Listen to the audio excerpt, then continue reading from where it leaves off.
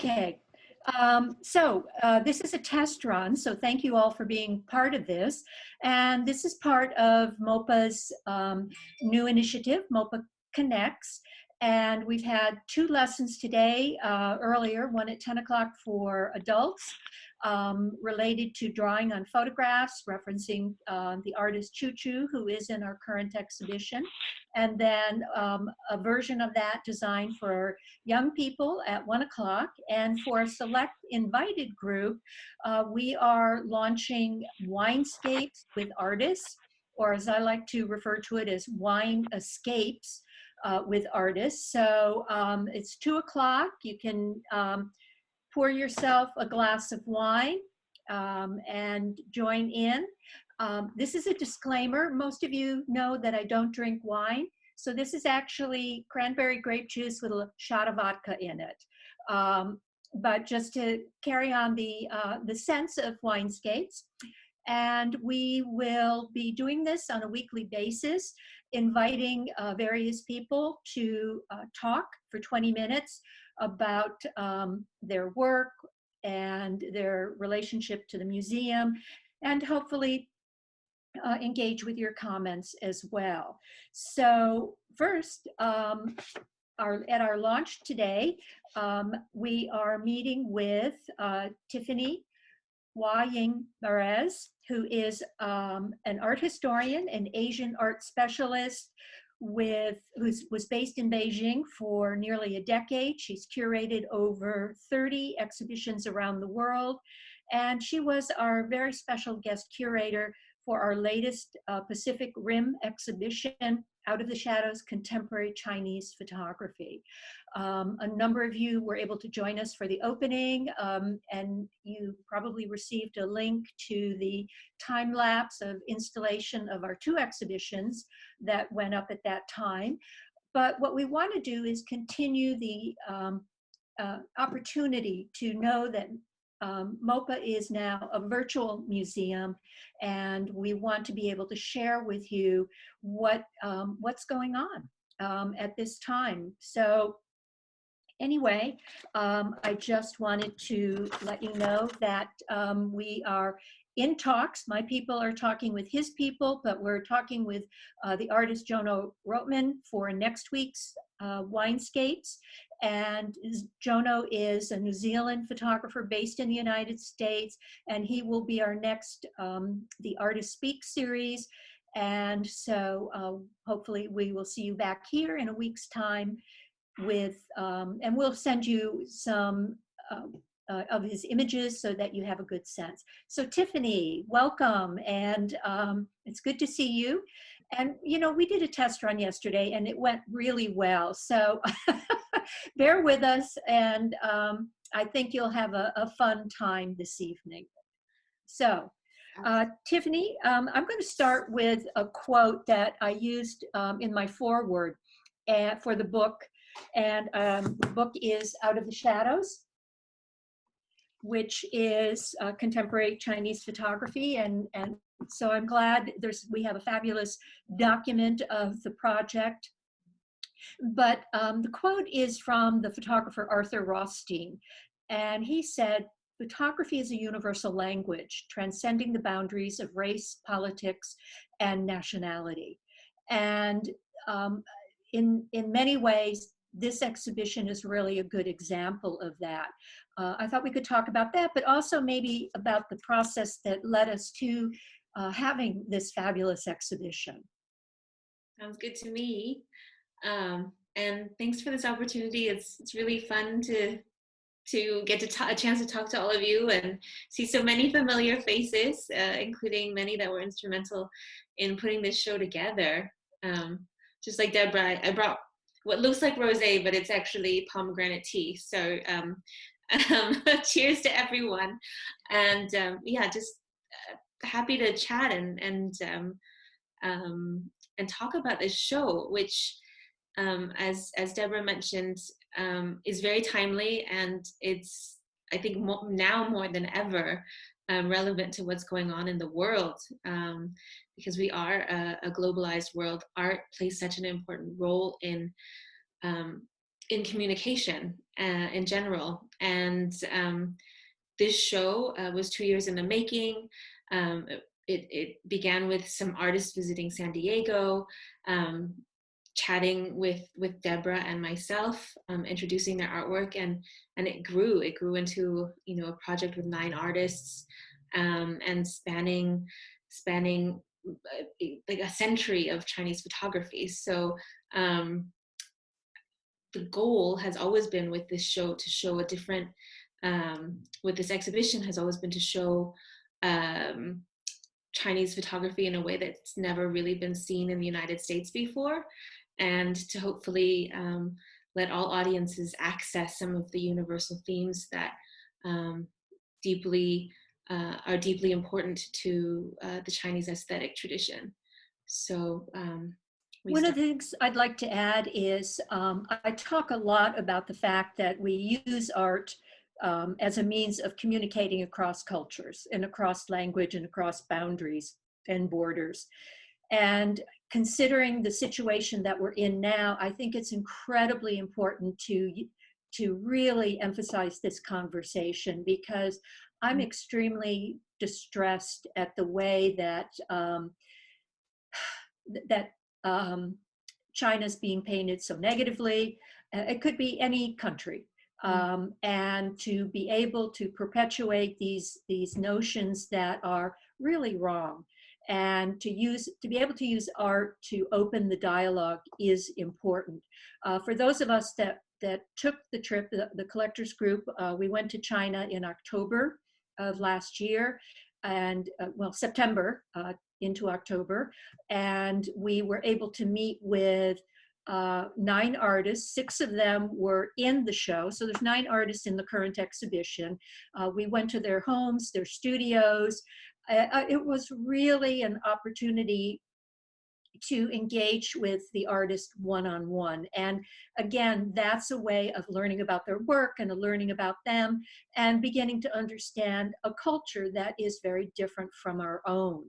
And we will be showing you some images on screen. So, you know, as a photography person who comes from education first, I believe it's hard to talk about work without showing you some, so that you have an idea. Many of you did get to see the opening or go back and see the exhibition. But one of the things that's very important about this exhibition too is that it's not meant to be the entire representation of contemporary Chinese photography. It really is delving into the artists who are exploring Chinese aesthetic and reinterpreting it through a contemporary lens and their own vision and approach. So that's an important aspect of it. One of the things that is so exciting, I really feel in many ways, in my time at the museum, this is one of my favorite exhibitions, not only because Tiffany did such a fabulous job, but I love learning. And I loved the fact that I did not know the artists, I did not know their work. And it's my job to get out there and to understand what's being done. And you know, so when Tiffany was inviting these artists to come to MOPA and we were looking at the work, it was clear that this was new for me, and that was exciting. So Tiffany, do you want to talk about basically how the show is laid out, or can we get Arturo or Joaquin, can we get a slide up there? Thank you. Yeah, great. Next. Yeah, next. Well, I think this will be a trip down memory lane for some, but we have a few photos, I believe, of our trip to China, which went literally from the tea farms of Hangzhou to the center of the contemporary art district in Beijing, as you see here in 798. So yeah, this was definitely one of the highlights and most fun parts of putting this project together, was getting to share these artists with the MOPA community, and really experiencing you know, their art, which I because I had lived in China and worked with many of these artists before, getting to sort of relive it anew and seeing it sort of through new eyes was really one of the best parts of this of Slide. trip. So we are just going to put talk about a few artists here. This is Choo. And the reason we picked these artists is because these artists were the ones that came to visit us in San Diego and MOPA first.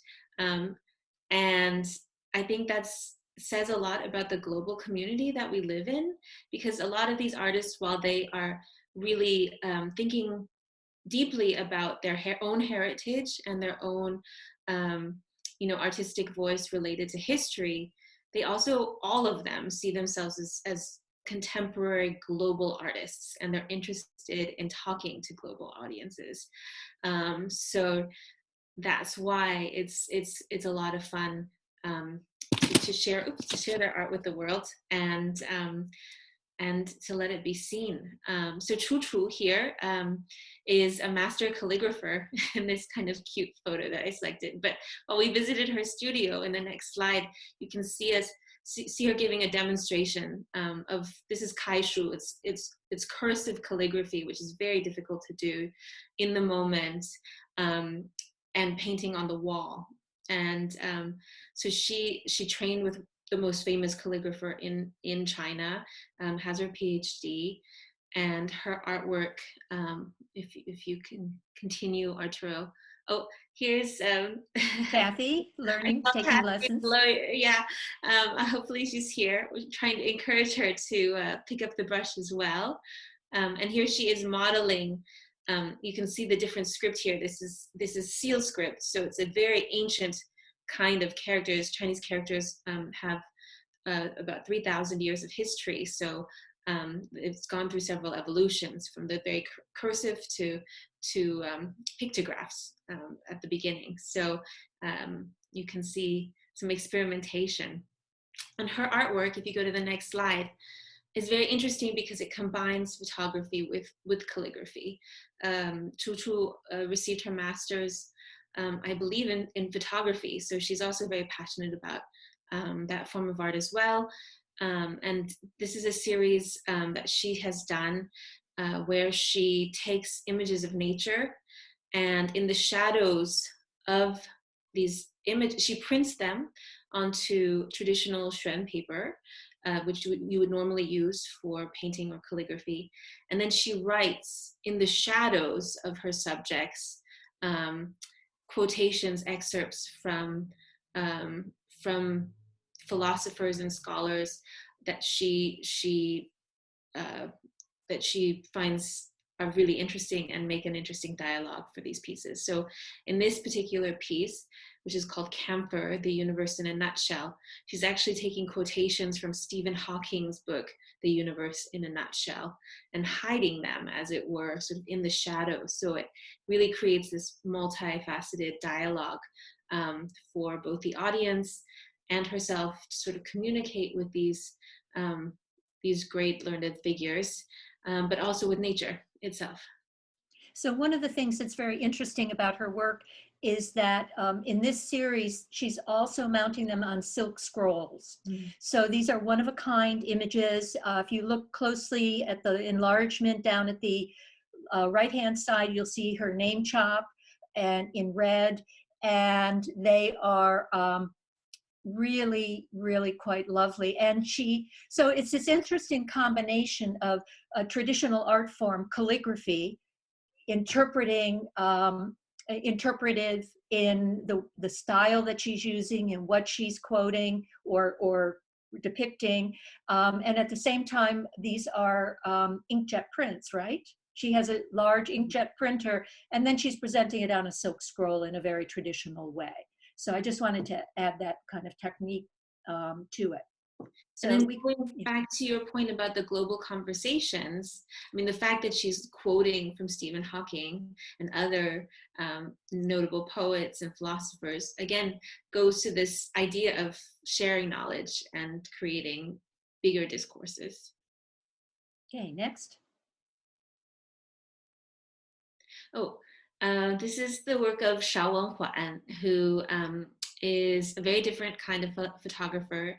Um, he was actually trained as an oil painter, as you might guess, as you see him approach this canvas, and he's reworking the surface by adding some pigment, maybe some gold. But he works with photography in a very novel way. You go to the next slide, I think you have some images of us visiting this is his dark room.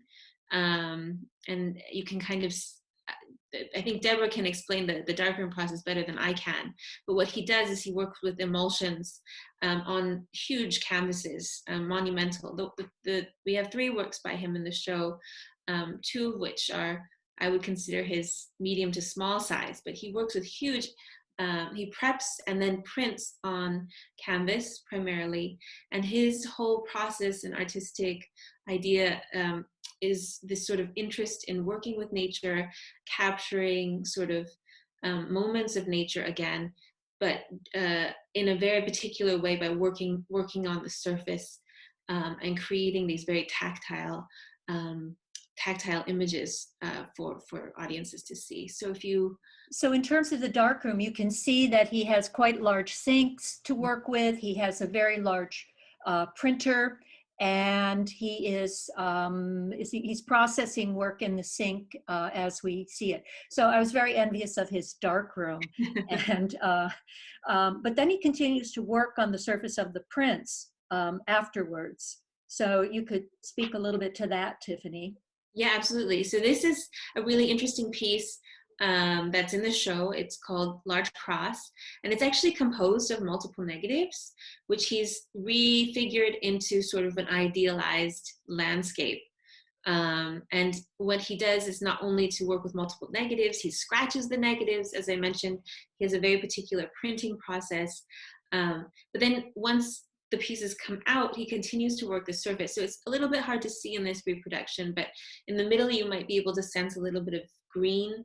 He's using traditional Chinese mineral pigments like malachite and azurite, which are used in traditional landscape paintings. Yeah, it's hard to see. But these are traditional mineral colors, which are always used in landscape paintings, Chinese landscape paintings. And as you can see from the text, it's also, and he is using acrylic paint. One of the things that was really, that I learned that was new is he had in his studio some reference images that were reproductions of antique landscapes where certain areas were colored. So like the mountains, they might have been painted blue or green, and so the touches of color that he's adding is a direct response to those historic landscape images as well. And I just thought that all of that was intriguing, as well as the shape. The circular shape is very important in this particular image, the reference. And so again, really interesting work that is a lot of handwork that goes into it as well. And you'll see that with a lot of the work in this exhibition. Yeah.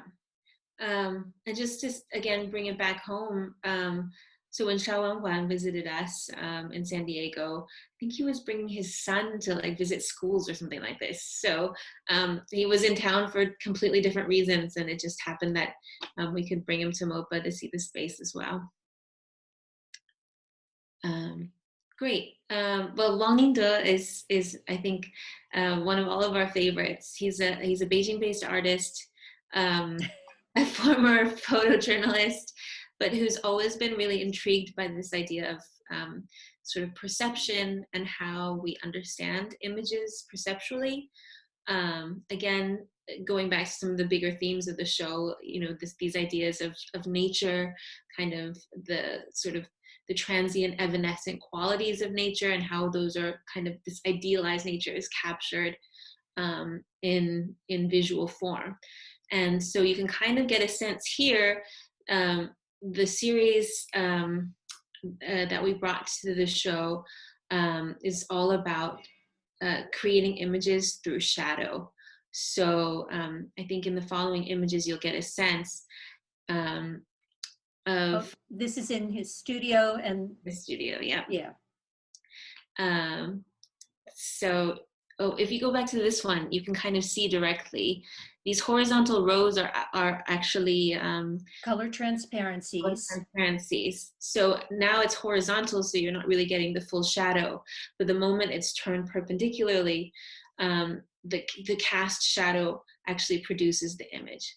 So in this case, one of the works in the show, the shadow, once it's cast, creates the form of a beautiful cumulus cloud.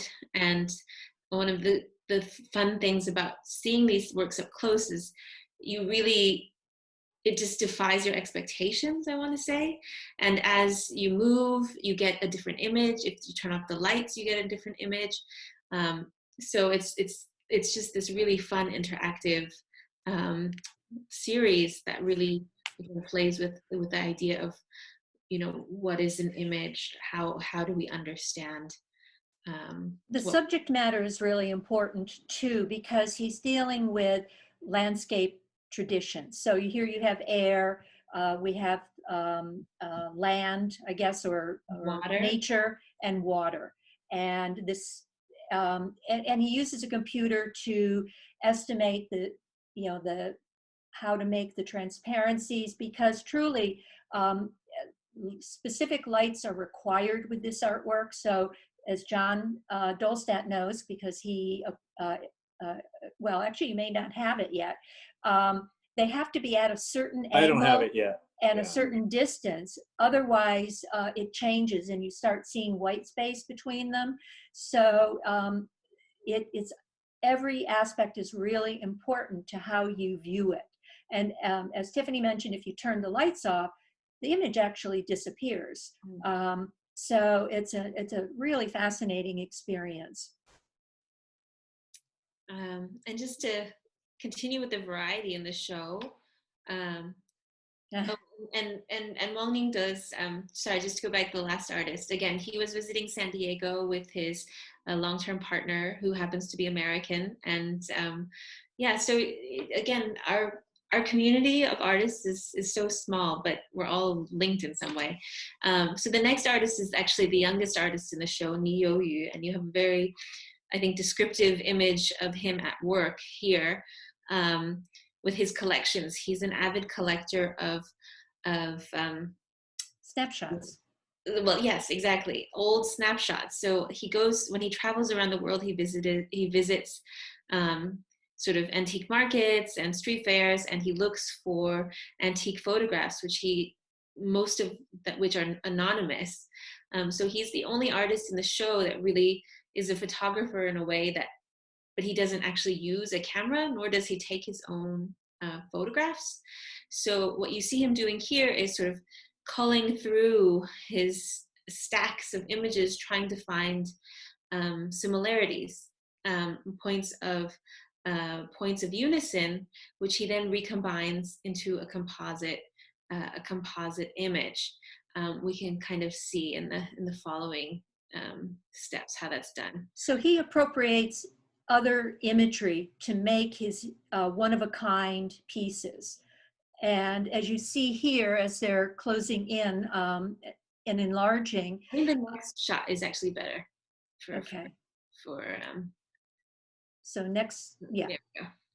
So, so basically he creates these landscapes that are, they're actually not that large, because think about how small the snapshots are, and each segment is cut out from a vernacular image, and they're not of the same place or the same time or the same country even, and he cuts them and puts them together to match and make a new final piece, if that makes sense.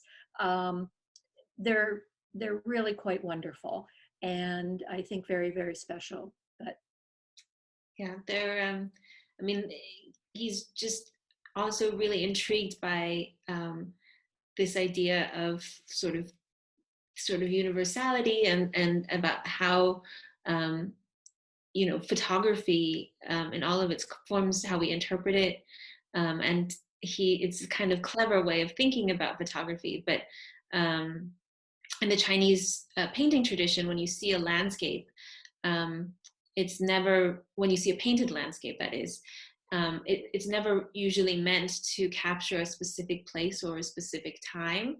They tend to be idealized kind of fantasy scapes that the painter sort of reimagines, kind of going into nature and seeing something and wanting to depict that space anew.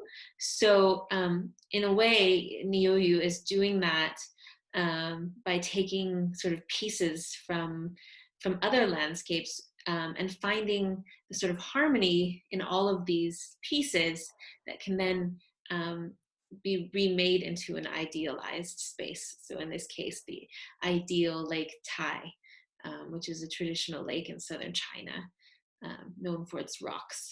But you can see here, you have the sort of junk boats that are probably from southern China. And next to it, I don't know if it looks like almost like a chapel or something, maybe from Europe, who knows? But again, different times, different spaces, and very artfully, literally cut and paste together. Okay. Do we have another artist that you're talking about? Oh, yes. Yeah, so Shouray was the last artist we wanted to bring up because I think in some ways his pieces really speak to our kind of current global situation. And Shouray was very happy and honored to join us for the opening a couple weeks ago.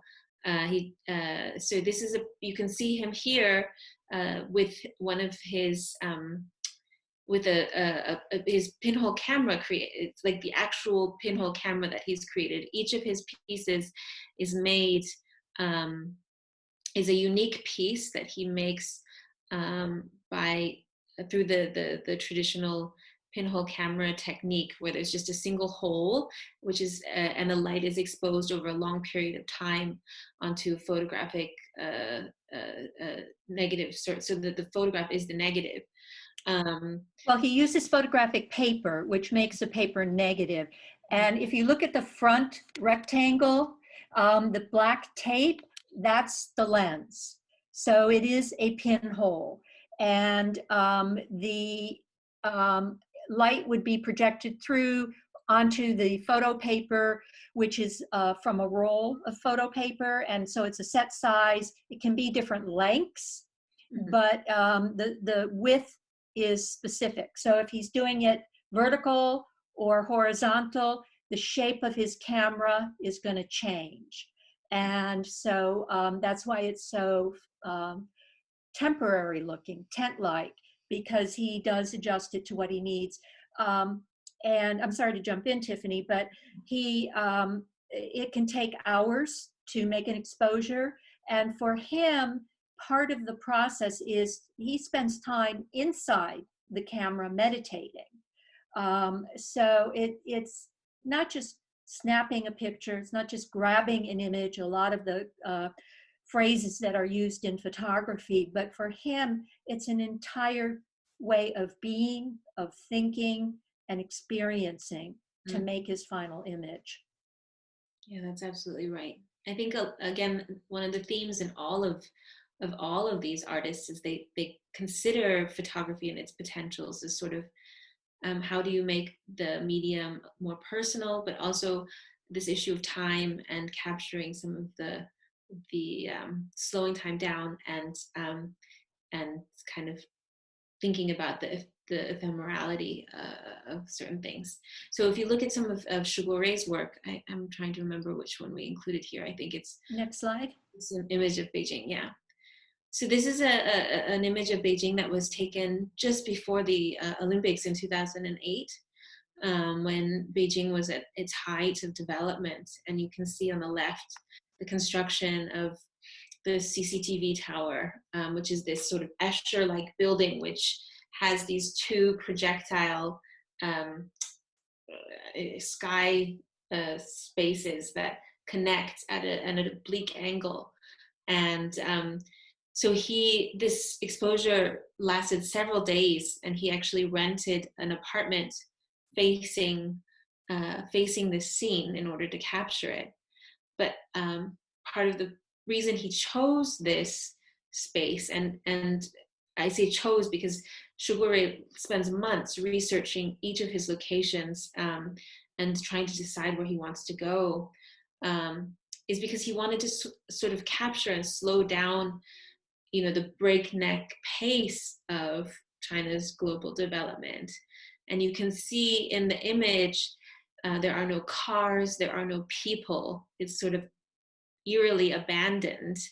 And that's because all of the moving parts of what we consider day-to-day metropolitan life, they're there, but they're not permanent. And the light, the pinhole camera process only captures really those fixed things. So they're moving and they're not being picked up. And it's very reminiscent of an early photograph, daguerreotype by Daguerre, photographing out of the street scene, and there's no people, it seems like, except for a man who's getting his boot polished. So he was standing still while and getting his boot polished. So you can go back to the 19th century for that kind of reference if you want. Yeah.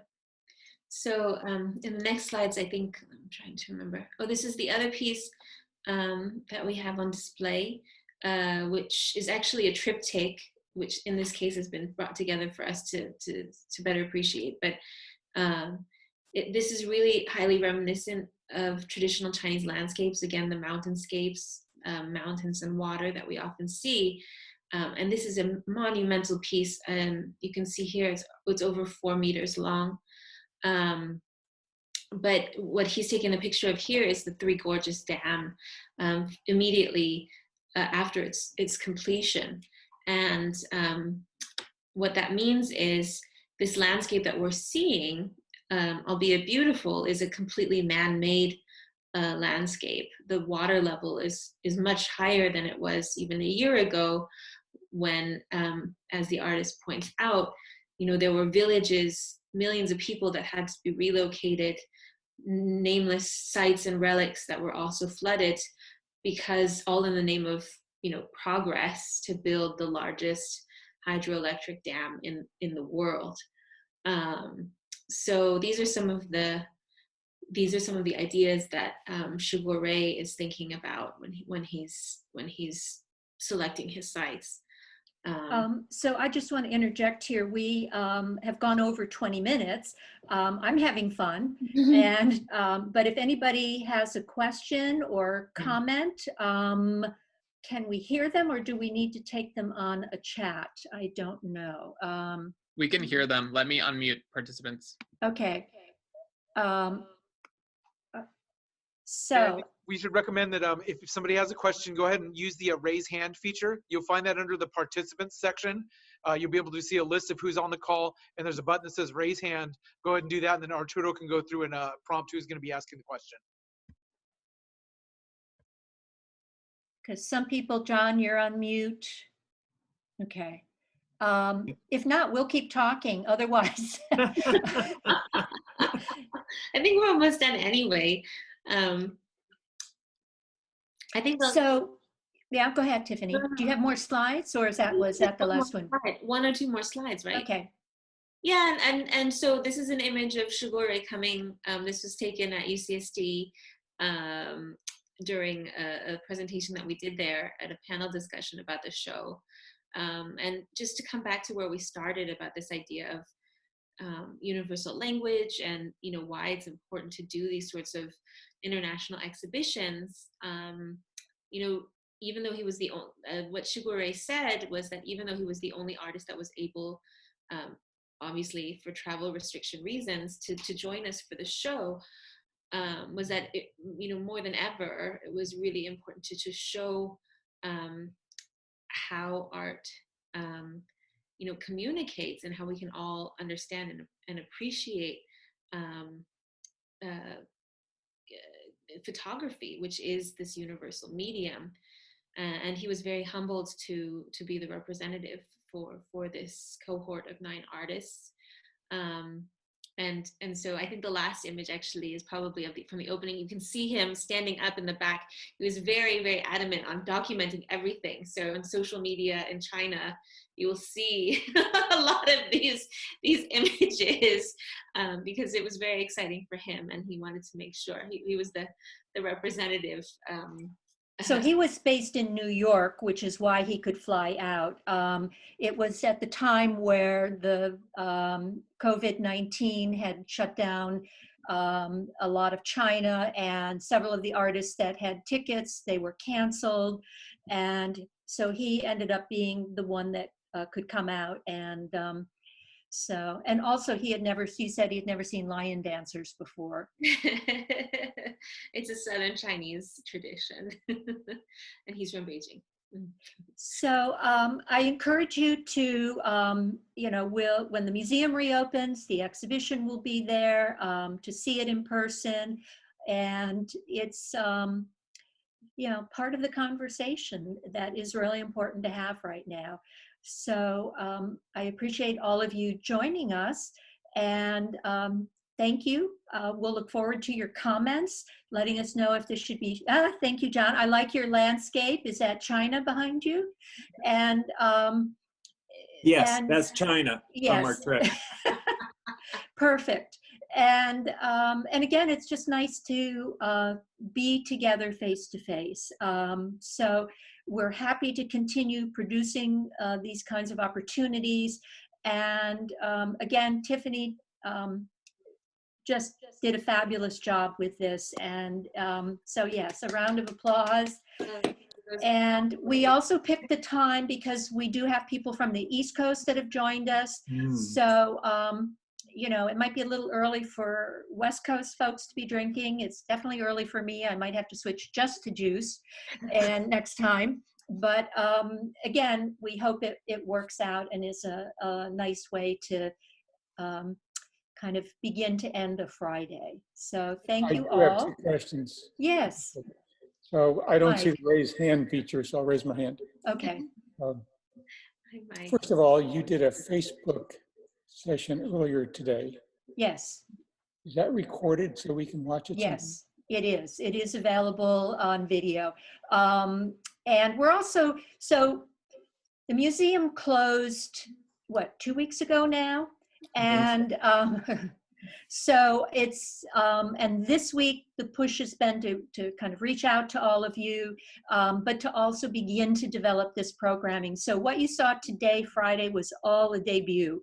And so it was, we're still working through some issues, but everything that we're doing is recorded and will be available. And Arturo or Joaquin, can you talk about that? Are you pushing it out on what platform? Yeah, both of the Facebook live streams are now posted on the Facebook page as videos. Excellent. And my second question is, for someone that doesn't get on Facebook, are they going to be available some other way? Yeah, we're also going to put them up on YouTube so that way they're available for everybody. Okay. And Mike, you had another question? I had a question for Tiffany about Choo-Choo's work. Yeah.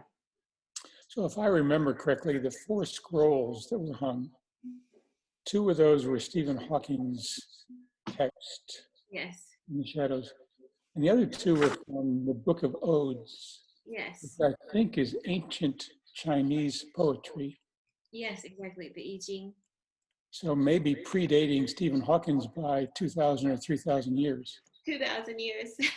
So were those pieces chosen on purpose to show the timelessness of the work, or was there another message there? Or I think that's a great interpretation. I'll have to ask the artist, but I think she's certainly picking subjects that have resonances with the image that's depicted. But the Book of Odes is a beautiful text. It's some of the earliest poetry that we have, and a lot of the subjects are about nature. So it continues to be this this theme that artists everywhere think about in word and in image. Very good, thanks. Other comments or questions? Okay. Well, and that Peggy Ann, do you have anything you want to add? You're on mute. Oh, Robert. Bob, how are you? Good.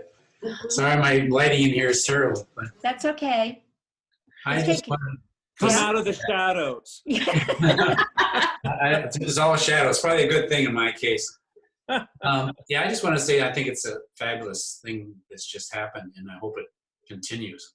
I just loved it, and it goes back to whenever I travel with MOPA or go to MOPA, I just get caught up in the passion of it all, and I think Tiffany, you gave a good description of each and every one of these photographers. What sets them apart, of course, is their skill and finally their passion. And I hope we can keep it going week after week. Yeah.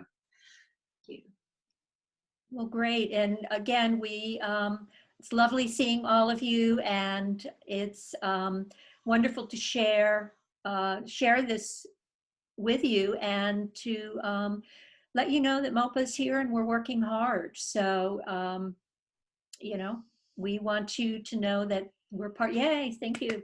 Thank both of you. And so again, send some comments. I'm actually fine with this going longer than 20 minutes. I don't think we can cover that much. And frankly, where are you going to go? I now have a captive audience. So, so I think that we will, you know, aim for that. But if it goes over, we'll be fine with that. So Tiffany, thank you so much. And again, I want to thank everybody for being a part of this tonight. So, Thanks, everybody. see you. Happy weekend. Bye. Bye-bye. Thank you.